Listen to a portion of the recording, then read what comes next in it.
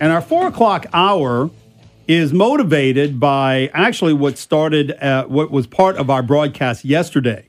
Yesterday, if you were listening, we were talking about the NFL and the situation with the kneeling and all the big story because of the President Trump had kind of fueled the fire, and it was a big deal. Mm-hmm. Well, during that broadcast, I started discussing a story that I had read about an NFL rule. And it was brought to my attention right then that was actually fake. Mm-hmm. And then later, I brought up another story that I had read about Jerry Jones. Now, I cautiously said at that point, well, if this is true, because I was thinking the same thing. Mm-hmm. Wow, maybe this is fake too. And so after the show yesterday, I did a little research, and I found it very interesting and frustrating what I come across. And so it brings us to what today's topic is that what is real in today's news? Yeah. Now, I had found all kinds of information about those stories, specifically the NFL story, the NFL rule story. And what I come across, not just with that story, but with many of them, is what happens with these fake stories is that the people who initially post these fake stories, they do it very cleverly because it looks real. Mm-hmm. Okay, that story that I had come across with the NFL rule quoted the actual pages of the NFL rule book that it was found on, and it appeared to be very legitimate. Mm-hmm. Well, what these people do is when they post these stories, they actually prepare additional stories that back up the legitimacy of them, anticipating that somebody is going to then post that, no, this is not real. Right. Okay. But then they post, no, this is real, and here are the sources. But it looks like it's coming from a different source other than them. Okay. So what ends up happening is that you've got a story. It looks real. Somebody posts and says, no, it's not real. Then they post and say, no, the story that they are saying is not real is actually fake. And so everybody's pointing the finger at everybody saying, no, this is fake. No, that's real. This is fake, back and forth.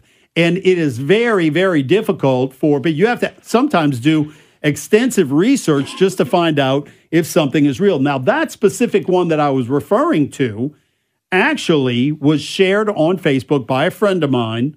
And I'm not going to say who it is. It doesn't matter. But that friend of mine was reposting from an actual Saints player. Yes. Okay, so you've got NFL players posting this story about the NFL rule. So obviously they would know, right? I mean, they've got the rule. They play in this organization. They're exposed to the rule book. And it really has gotten to be this cat and mouse game on practically everything. Years, and when you go back decades, okay, even to the prior century, you had basically newspaper. Newspaper was the only source. And other than that, there was a few magazines out there, Life magazine, Time magazine, the Saturday Evening Post, and any visual news that you would see. Most people only saw any visual. When I say visual, I mean footage, okay, film footage.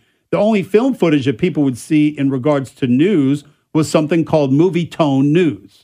I don't know if you've ever seen that, but it's actually pretty cool. And you would see that before movies. When you go to see a movie, it was very unusual that you would sit in the theater like you do now and nothing would come on. Yeah. They would have movie tone news, and these were clips of different news stories, some of them serious, some of them entertaining. There was music in the background. It was very, very cool. And I would encourage you, if you're not familiar with that, to go to YouTube and watch some of those old movie tone news reels. But the point is that you didn't have to question about whether or not you were looking at or reading was actually legitimate. Right. Now, everything you have to look at, you have to question whether or not it's legitimate. So I think it's very interesting that right now, with the height of fake news, we always had it during the election, but now we have it even more so with the national anthem controversy that's going on right now. I think it's interesting we're talking about this now because in an article I was reading earlier today, it was confirmed about someone who's very good at creating fake news. His name was Paul Horner. Okay, and Paul Horner died. His death was confirmed recently from just a few days ago. As a matter of fact, I was reading over this article today that talked about what he did to get his fake news stories out and get them so popular. And he did so mainly during the election. And what was interesting was he was at this for at least 6 years. He would intentionally design false stories, designed to get readers fired up and get them PO'd. And then they would share those stories and they would spread like wildfire. And here's a couple things, kind of what you were talking about as well, Shannon, but a little bit more to that of what he would do. He would use official sounding domain names like CNN.co.de and MicrosoftSite.com, okay? Sure. So he would use those to go ahead and put his stories out. His stories basically followed what was a simple formula. He would use a famous name, include a real photo, and then he would make at least the first few sentences read like a standard news story. That way his stories would have credibility before the readers began to doubt. So basically this story that went super viral, for instance, Donald Trump protester speaks out. I was paid $3,500 to protest Trump's rally. Well, there were many Donald Trump supporters that saw that and said, okay, well, I could believe that happening. I'm a share Thought it was legitimate. Yeah, exactly. And it had abcnews.com.co. Okay, so it looked legitimate, right? So they just shared it, and the story spread like wildfire. Yeah, it's in that fine print. Now I'm going to throw you a hook right here. Okay, so this guy Paul Horner, yes, he created these elaborate fake news stories, right? Yes, and then he died. Yeah, I wonder if he's really dead. I know you're going to say it, but I wonder if he's really dead. Well, and that's what they have a funeral. Well, and the first thing that I was reading from it was it said, fake news pioneer Paul Horner, whose hoaxes drew international attention on the internet. And during the 2016 presidential election, died in Phoenix on September 18th. Yeah. Officials have now confirmed. But maybe he did that, though. Yeah. Okay, I mean, one of the maybe key he words... faked his own death. That's right. One of the key words that you just said was hoax. Yeah. Okay, so it's the Paul McCartney thing all over again. Right. But that is a perfect example of what we're talking about, it because, as I mentioned before, this NFL rules story that I was discussing yesterday came from a Saints player. Yep. Maybe it really didn't. Okay, maybe whoever created it made it look like that. Now, we've talked about this before. I mean, you can create fake identities very, very easily and create a Facebook page and get pictures and such very, very easily when it really isn't you. And so this is the world we live in now. As years went by, earlier I mentioned you had newspaper and you had movie tone news. That was basically it, right? But then television news came along. People depended on Time magazine, which gave news, which was news a little bit more in depth, features and much more detailed stories. But then, Walter Cronkite came along, and Walter Cronkite was the first real big newsman. The news anchor, and people had this peace of mind knowing that when they tuned in to watch Walter Cronkite, that they could believe everything that he said. Right. As more time went by, then they had 60 Minutes, and 60 Minutes was a pioneer in news and broadcasting because they would do these detailed stories and they would really go after people. And believe me, if you worked in a company somewhere, the last thing you wanted to do was walk in on a Monday morning and see the news crew of 60 Minutes waiting for you. Right. Okay, it was bad news. But then things started to get a little bit more entertaining and silly when the National Enquirer came along. Because the National Enquirer would have these headlines, woman gives birth to alien baby. Right. Jesus found alive living on an island. And it was very entertaining. But then the National Enquirer actually started breaking real news stories, and people started paying a little bit more attention to them. Yeah. People Magazine came along. People Magazine was legitimate, a legitimate news source, if you will, but most of it was gossip and it was social issues and such. But still, their headlines weren't like the National Enquirer, but it wasn't like Time Magazine either. Yeah. And then, of course, TMZ is a new thing, and TMZ is very legitimate. However, it kind of falls under that trashy news category as well. Which is where I want to pick up, because that was one thing I noticed a few years ago with TMZ, specifically the Ray Rice story. When they are beating everyone else on the Ray Rice story and what he did to his fiancée, when they're beating everyone, all these legitimate news companies, that was, I remember at the time, being a concern of mine, because TMZ, like you said, they get associated with celebrity gossip and crap. Yeah, just that's right. reporting on things that are just crap. They're meaningless. But when they break something like that, it says, oh, what does that say about the other legitimate news sources? And then it gives them a chance, like you were just saying, Shannon, to bring up other crappy stories, and people are going to give them more credence because, hey, they were good on the Ray Rice story. They were right. Yeah. I'll tell you another thing. You know what else they beat everybody at? Michael Jackson's death. That too. Okay. They were the ones that report Michael Jackson's death before anybody else. Yeah. And so the news now is just very dangerous because everybody or anybody who is just a little savvy, computer savvy, can create fake news and make it look quite legitimate, like you just said, by come up with fake sources that when you first look at it, it looks real. Okay. According to CBS.com, and then they add something else. I think it also comes down to what sources do you trust and what sources do people trust? Because as we'll see, there have been fake news headlines that have been tailored towards certain voter blocks, whether it's on the right and the left. We'll get into that a little bit more as the show goes along. But they've been tailored towards these people. And so if they have a certain belief and the news story and the title kind of reinforces what they believe, where they're more than likely to share it, when at the same time it may be something that was made up just to fool them and to fool others. Yeah, well, trust is what is the key word there. And unfortunately now, I don't, and most people don't trust network news. Right. I don't trust a lot. Like so some people out there will trust things like Twitter and Facebook before they trust Fox or MSNBC, because they know that those networks have an agenda, and they've got the power and the muscle to really put behind their agenda. And so, unfortunately, a lot of people out there, they'll trust Facebook postings before they'll trust CBS. You said the key word there, Shannon, agenda. And I could tell you, I've been in news for the past 10 years as a news anchor / reporter. And as all of these sources have grown, the sources that I'll use within a news report have gotten smaller, because there are certain news sources that I just will not quote when I'm giving a news report, because they're very questionable. And a lot of it has to do with the agenda. If you look at the way that the sentences are worded coming out of these news sources, it is obvious that they have an agenda against a certain person or a certain party. And so objective news has just become harder and harder to find. And so for me, like I said, as these news sources continue to grow, the sources that I actually pull from are less and less when I'm reporting news. And I'll tell you this too, Shannon, when I look at what's going on here with the news sources and such, and I look at writers, we're talking about news reporting, but also news writers, a lot of their beliefs and what they read as writers, what they read is influencing the way that they write. It leads to misleading stories. And they say, well, this is, the end justifies the means. Well, hey, look, if I've got to exaggerate on this story because we know it's going to be true in the future and it gets the message and the agenda out, then it's okay. And that's unfortunate as well. Well, another good point. Okay, when you brought up writers. Yeah.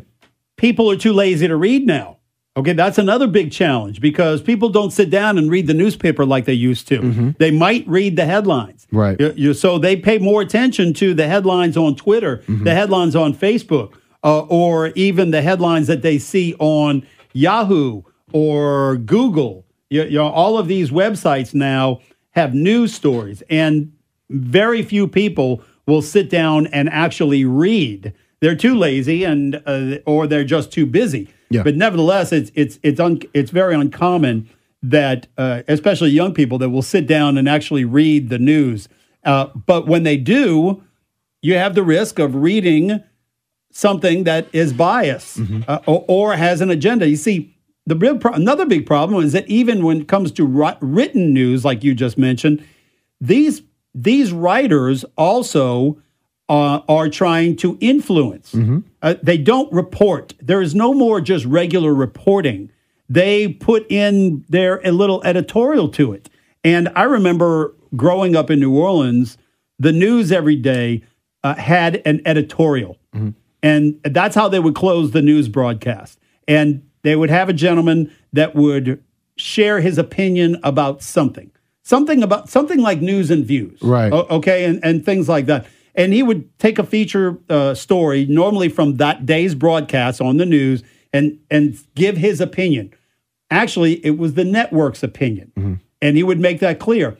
But it was different than what they made it clear. Okay, earlier we gave you the facts. Now we're going to give our opinion about one of these things. Right. It's the other way around now. Now they give their opinion about every one of the stories. And that's how they share the story. Instead of just giving the facts, they want to talk about what they like or dislike or what you should or should not think about it.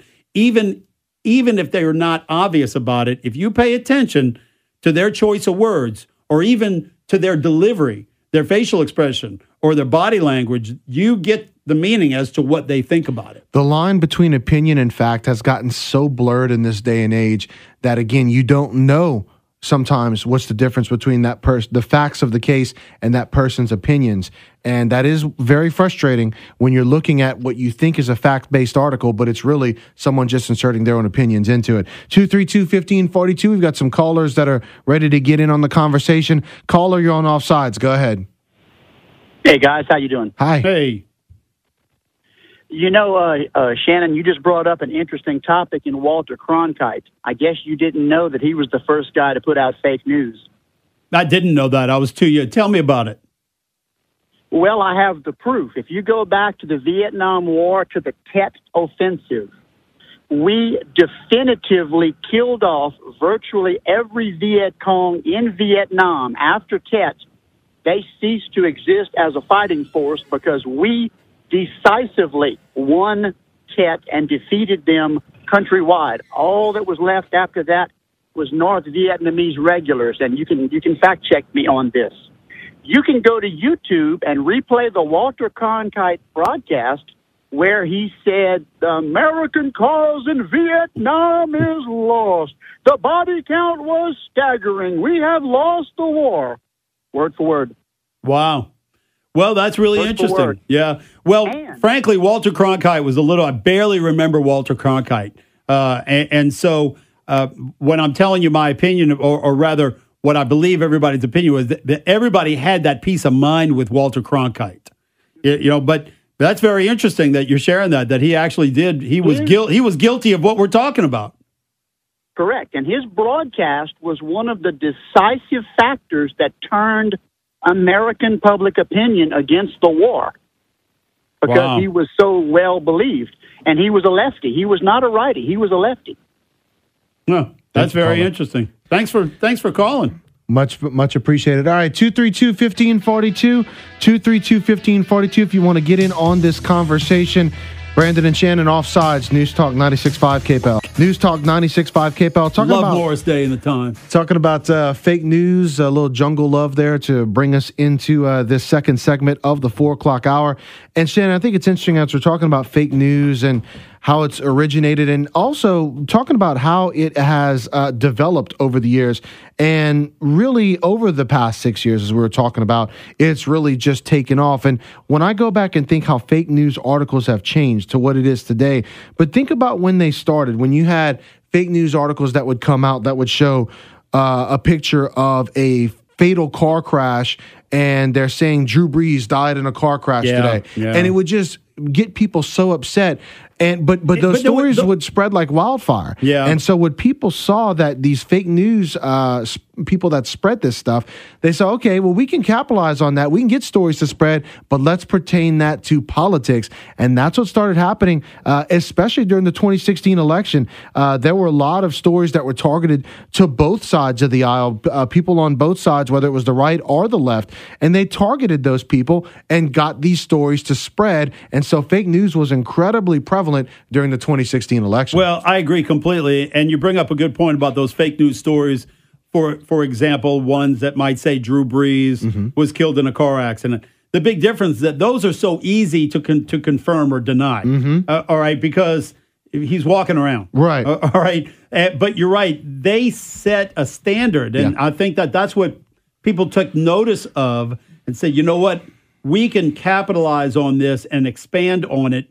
But also the big change is that they've gotten very good at it. Mm-hmm. Okay, they have perfected this, and it's so very difficult to know what is real and what is not real. And one of the reasons is because it's so good. Like, for example, the one that I told you about just yesterday, that NFL rules story. Right. I had no doubt in my mind that was real because the source, the original source, came from, or it appeared to come from, a Saints player.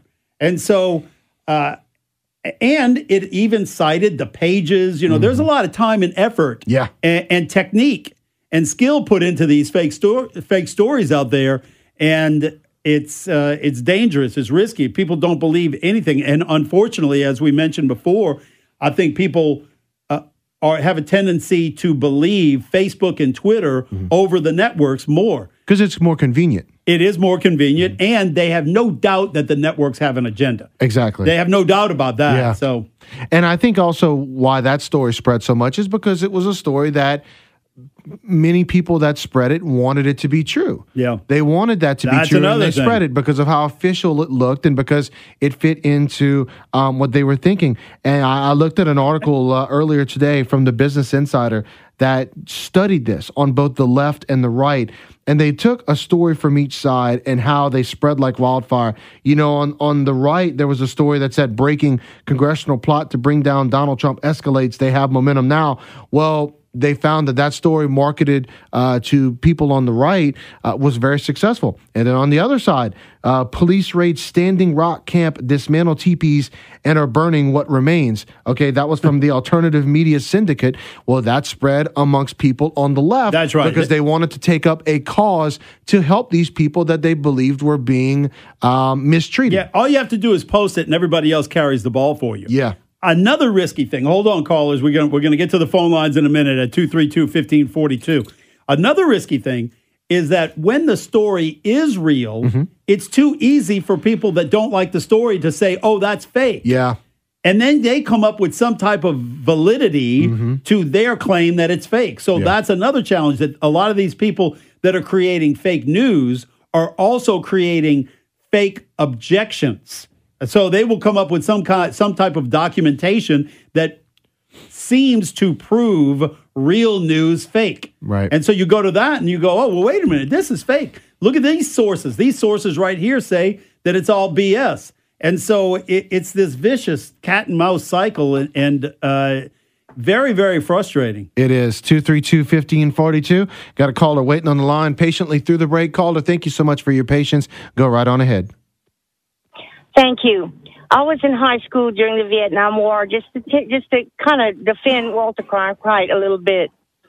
This started in the Johnson administration because Lady Bird Johnson had interest in the company that was making the AK-47 rifles. She also had family interest in the jets that were being made to fly over and bomb North Vietnam. Robert McNamara and Westmoreland lied to the American public every single night, not only on CBS, but on all networks. They were fed those stories by the Johnson administration to keep the draft going and to keep the war going. And 30 years after the fact, Robert McNamara came out and wrote a book declaring they always knew we were going to lose. But it was to make money on that war. Because as soon as Nixon came into office, what's the first thing that happened? Everybody came home. So it's just to say maybe Cronkite did not make a mistake. He was just given the news and he read it. And it was confirmed by 3 sources. But if they're all in the same pocket, as we know now, it doesn't matter who gives you the story. What matters is it true or not? But at that point, it's too late. It's already gone out over the airwaves.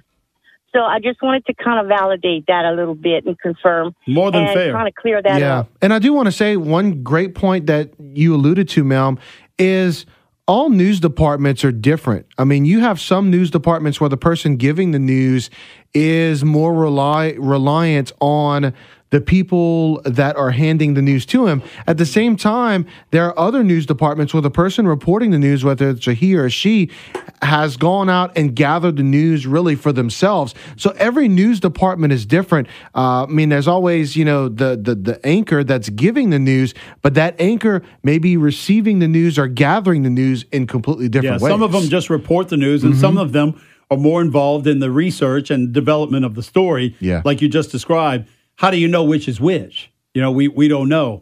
Some of them are held accountable for what they do because they're involved with it and they know that it's false, or they should have known that it was false. I believe Dan Rather, and some people have gotten in trouble about it. Okay, but I don't want to get into any details. But nevertheless, it's a very good point, caller. Thanks for the call. Thank you so much. All right, 232-1542.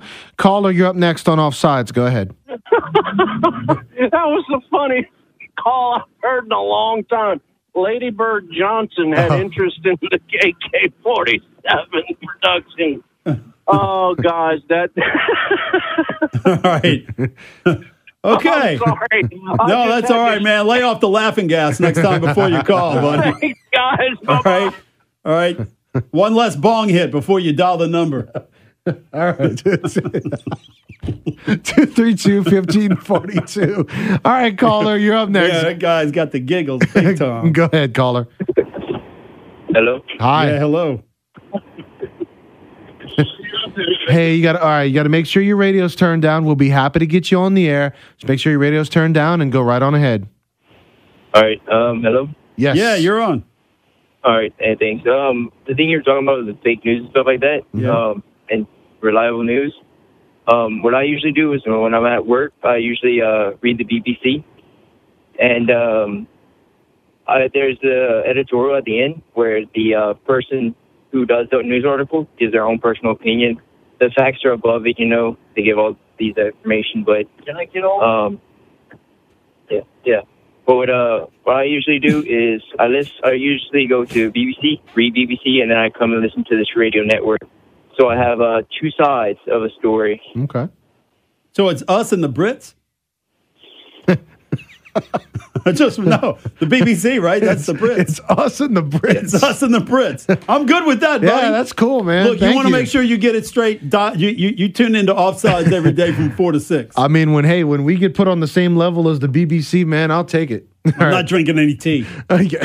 Tea is nasty. All right, 232-1542. Caller, you're up next. Go ahead. Hello? Yes, hello. Hey, well, man, look, that guy on laughing gas a while ago. Yeah. Hey, hello. Yeah, look, the lady, I'm not sure about the AK-47. Uh-huh. But, look, I'm 62 years old, and I had a draft number. I didn't go to NOM, but my good friends did, okay? Couple years below me. And I am construction work here. Brown and Root, yes. Lady Bird Johnson owned Brown and Root. I don't know about the AK, but she was married to Lyndon B. Johnson. You could do that. They built all the camps. They had all the trucking. They built campsites for all our military construction. It was Brown and Root. It was all subcontracting. It was millions. Yes. They could do a little research. I don't know about the woman. She's probably not crazy because they got a lot of money and they had a lot. And it is a shame. And I got to tell them that's why we lost JFK before Lyndon Johnson got in there. And then, of course, when Nixon got in, we come home. Well, just pray for those people that's corrupt. Thank God that hopefully we got a good president now. Pray for America. God bless. Thank you for taking my call. Okay, thanks. You, sir. Appreciate you sharing that. Yeah, unfortunately, a bunch of politicians have cleaned up. 232-1542. We got some more callers waiting to get in. Caller, you're on Offsides. Go ahead. Okay, I think the lady meant the AR-15 because AK-47 was Chinese and Soviet made, so I think that's what she meant. It kind of got alphabet soup number mixed up. So okay, the alphabet soup. Thank you so much. All right. So back to if y'all want to join into the conversation, 232-1542. Make sure your radio is turned down and that you're sober. Yeah, make sure you're sober. Make sure you're reasonably sober. But anyway, as we've been talking about it, it's just I've never tuned into the BBC. Have you? No. I can't say that I know anything about the BBC. But now I'm interested in it. So So one thing that's interesting here, Shannon, as we get ready to go back to the phone lines in a minute, that we haven't touched upon yet, really is the sheer volume of misinformation that is just flooding these social networking sites is making it so hard for these fact-checking groups that Facebook has partnered with, like PolitiFact, factcheck.org, Snopes.com. It's making it so hard for them to get to all those stories to fact check them. I mean, that was one thing that you can spend all day long. Exactly. You can spend all day researching this, and that's the frustrating part. Is that as you research it, you may find just as many sources that confirm it as you do deny it. So while Facebook has bragged about partnering with these entities, it really has done them no good in the long run, because people will continue sharing fake news on the website because of how sophisticated it looks. Sure. All right, 232-1542. Caller, you're up next on Offsides. Go ahead. Who, me? Yes, sir. Oh, what's the story, man? Nobody said that when they picked up the phone. Sorry about that. That's okay. Listen, guys, I'm going to be honest with you. I'm a first-time caller, and I've only listened to you like maybe 4 or 5 times in the last month because my new job gives me that time now. But just a couple things I want to touch base on. First off, I'm a vet myself. I was in the infantry in the Army in the late 80s, and then I went in the Navy for a little while in the 90s. Thank you for your service. I appreciate that, fellas. Appreciate that very much. The Lady Bird Johnson thing that everybody's giggling about, it was funny. I'm not going to lie. The way that lady said it, I laughed out loud. I had some water even come out of my nose there. But there's little truth to that, I think. I can't prove it, but when I was in the Army, we still had the original versions of the M16, the M16A1, and a lot of people know this, but Mattel actually built a lot of the parts for the very first M16s during the Vietnam War. That's the toy company. That's right, Mattel. Wow. We used to joke about that all the time when I was in the Army, about how we're literally playing Army with toy guns, from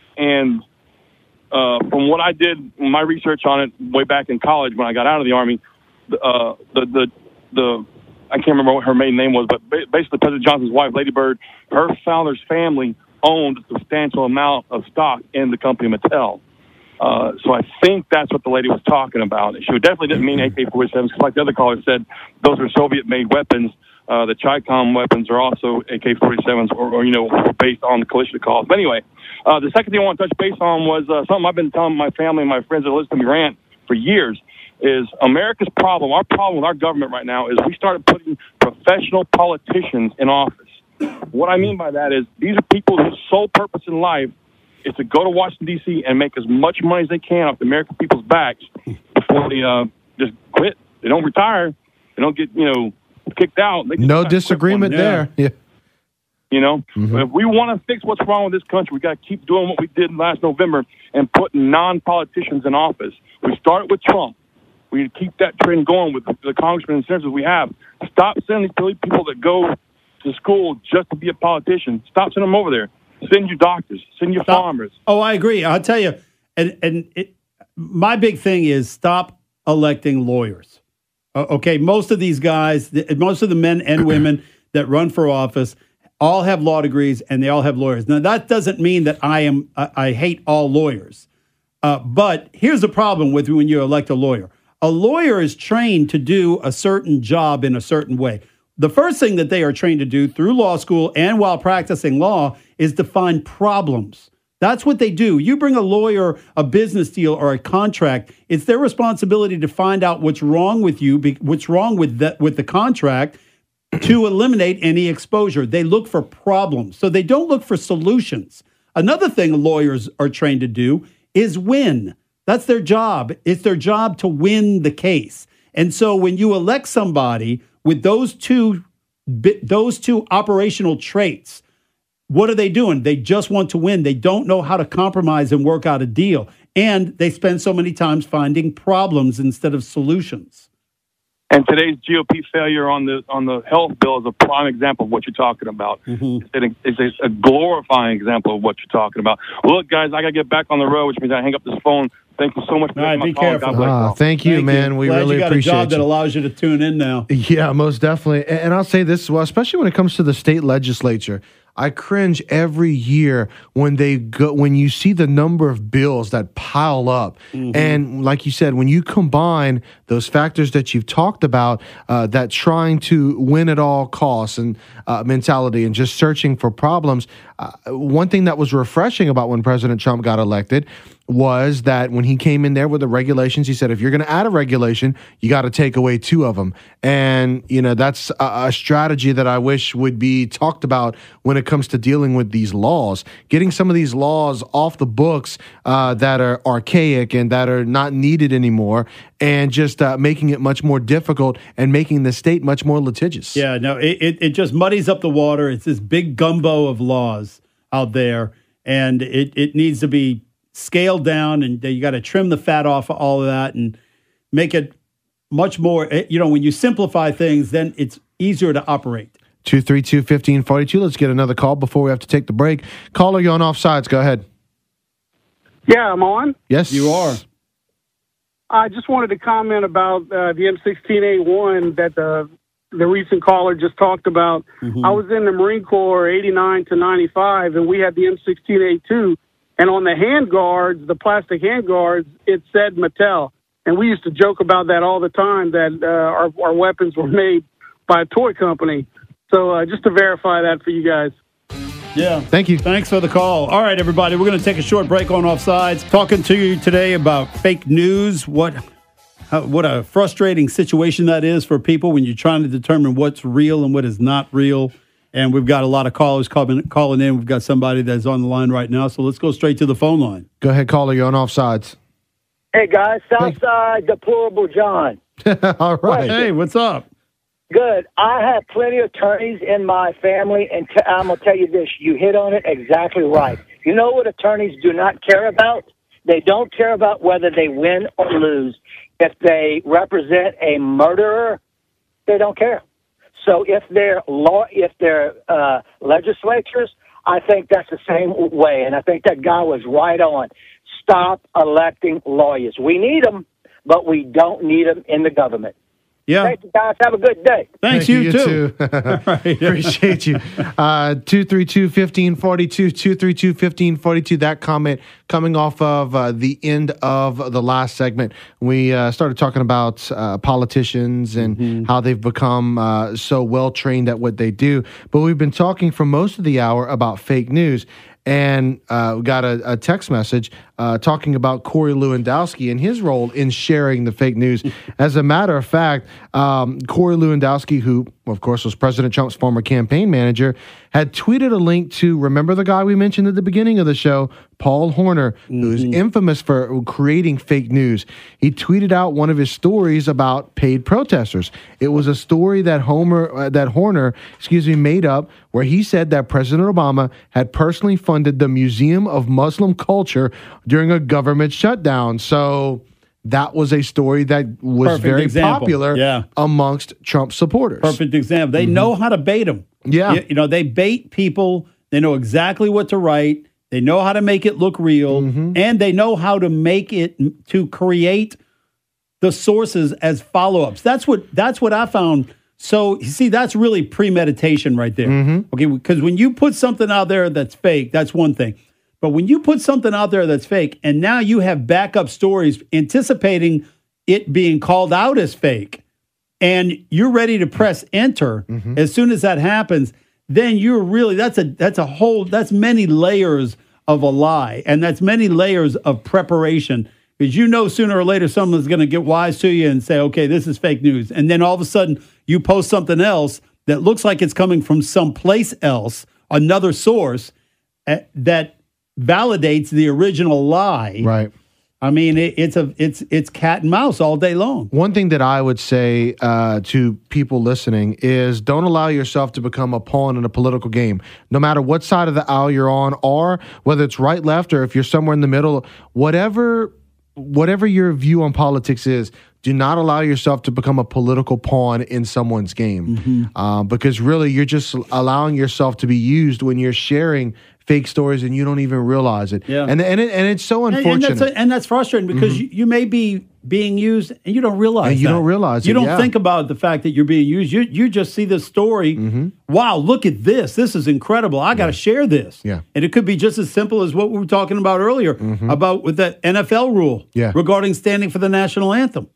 Yep, just watch those websites that come up. Again, if it has what sounds like a legitimate news source on it, read the whole thing through. If it has abcnews.co, okay, well, you've got to look at that stuff. You've just got to be very thorough when you're looking at it. 232-1542. Caller, you're up next on Offsides. Go ahead.